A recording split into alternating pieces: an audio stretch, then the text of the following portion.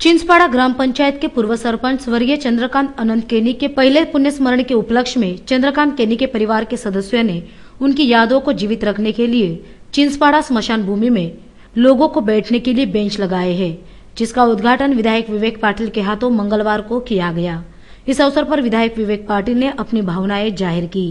शेतकरी कामगार पक्षाचा निष्ठावान कार्यकर्ता आणि ह्या ग्रामपंचायतीचे सरपंच स्वर्गीय चंद्रकांत अनंत केनी यांचं गेल्या वर्षी ह्याच दिवशी दुःखद निधन झालं आणि ह्या दुःखद निधनाचे त्यांना अंत्यविधीसाठी या ठिकाणी जमलेले असताना मी त्यांच्या नातेवाईकांना आणि कुटुंबियांना विनंती केली की आता आपण एक नवीन प्रथा सुरू केली पाहिजे की मृत झालेल्या माणसाच्या नावाने एक तरी झाड आपण लावूया आणि असं जर झाड लावलं तर त्या व्यक्तीचं नाव कायम राहील, ते झाडाचं आयुष्य आहे तोपर्यंत।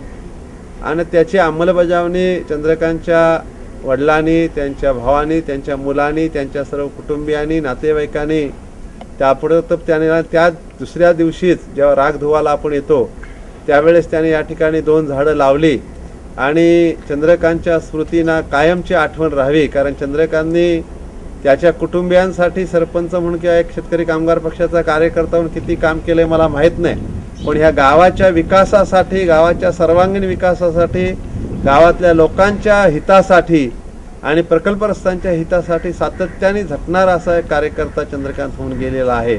चंद्रकांत यांच्या प्रथम स्मृत्यानिमित्त शेतकरी कामगार पक्षाच्या वतीनं मी त्यांना श्रद्धांजली अर्पण करतो। इस दौरान विधायक विवेक पाटिल सहित चंद्रकांत केनी के शुभचिंतकों ने उनके तस्वीर को पुष्प अर्पण कर श्रद्धांजलि अर्पित की। इस अवसर पर पंचायत समिति सदस्य प्रहलाद केनी सहित ग्रामवासी बड़ी संख्या में उपस्थित थे।